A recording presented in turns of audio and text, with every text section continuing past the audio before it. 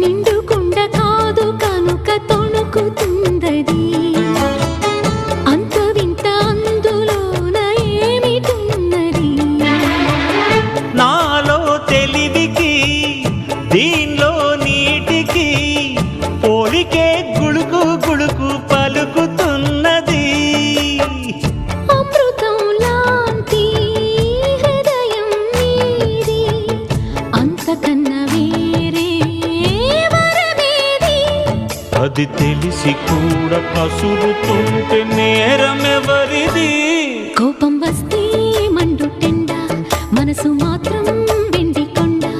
వానమబ్బులాంటి వాటం నీదయా